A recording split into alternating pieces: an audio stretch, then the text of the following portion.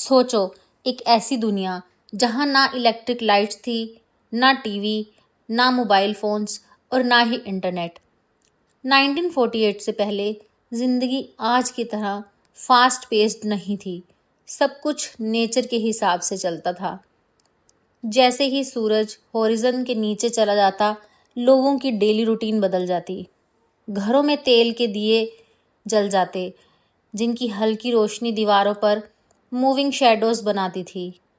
आज की bright LED lights के मुकाबले में ये रोशनी बहुत कम थी, लेकिन उस वक्त लोग इसी में अपनी शाम गुजारते थे। गांव और छोटे शहरों में लोग रात के अंधेरे में चलने के लिए मूनलाइट और स्टार्स पर डिपेंड करते थे। बच्चे सूरज ढलने से पहले ही होमवर्क और पढ़ाई खत्म कर लेते थे, क्योंकि अंधेरे के बाद पढ़ना मुश्किल हो जाता था। शाम होते ही खेतों का काम रुक जाता, घरों में लकड़ी के चूल्हों पर खाना बनता और जलती हुई लकड़ी की क्रैकलिंग साउंड पूरे घर में गूंजती थी। ये आवाज उस समय की नेचुरल बैकग्राउंड म्यूजिक हुआ करती थी। लोग आंगन में बैठकर बातें करते, कहानियां सुनाते और सितारों से भरे आसमान को देखते थे। उस वक्त लाइट पोल्यूशन नहीं था, इसलिए मिल्की वे तक आसानी से नजर आ जाती थी।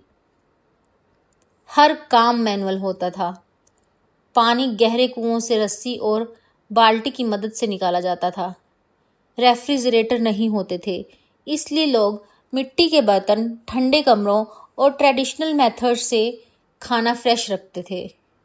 कपड़े वॉशिंग मशीन की जगह हाथों से धोए जाते थे और धूप में सुखाए जाते थे।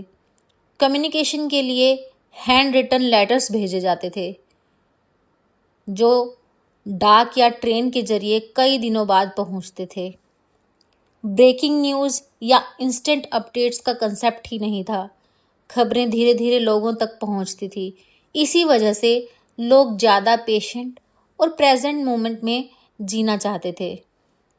रात का अंधेरा उस समय डर का नहीं, बल्कि वंडर और इमेजिनेशन का सिंबल था। लोग कॉन्स्टलेशंस को पहचानते थे और उनका यूज नेविगेशन के लिए करते थे। बच्चे चांदनी में खेलते थे और बुजुर्ग अपनी कहानियों के जरिए नॉलेज अगली जनरेशन तक पहुंचाते थे। सर्दियों में फायरप्लेस या अंगीठी हर घर के सेंटर पॉइंट बन जाती थी। परिवार एक साथ बैठकर गर्माहट और कंपेनियनशिप का मजा लेते थे। मशीनों की कांस्टेंट नॉइस नहीं आती थी, नोटिफिकेशंस नहीं थे और ना ही सोशल मीडिया का डिस्ट्रैक्शन था।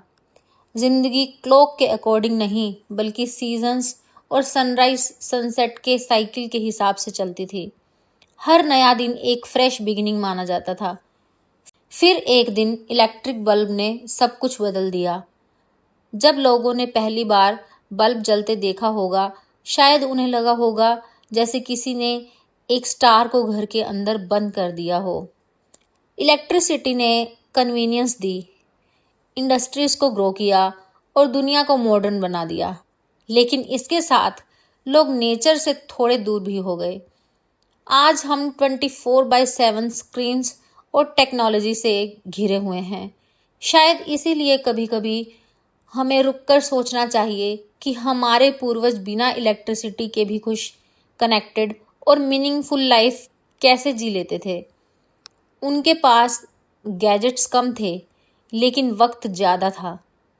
उनके पास टेक्नोलॉजी कम थी, लेकिन कम्युनिटी स्ट्रॉन्ग थी। और शायद इसी में उनकी असली ताकत भी छुपी हुई थी। कभी रात को कुछ मिनट के लिए अपना फ़ोन साइड में रखो, आसमां की तरफ देखो और सोचो, क्या हमने प्रोग्रेस के साथ कुछ खो भी दिया है?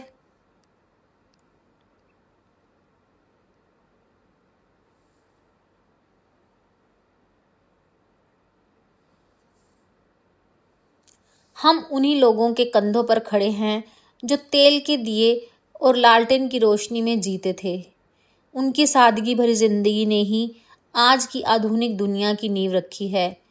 आइए हम भी छोटी छोटी चीज़ों में खुशी ढूंढना सीखें और उनकी विरासत को आगे लेकर बढ़ें और उनका सम्मान करें।